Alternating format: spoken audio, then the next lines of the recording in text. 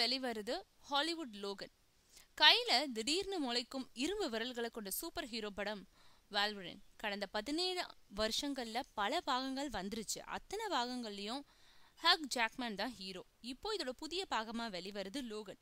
இதுல ஹக் ஜாக்மனோட Patrick Stewart, Richard Grant, Boyd Holbrook, Dafne Keen நடிச்சிருக்காங்க. 2013 வெளிவந்த வால்வரின் படத்தை இயக்குனர் ஜேம்ஸ் மென்கோல்ட் இயக்கியிருக்காரு.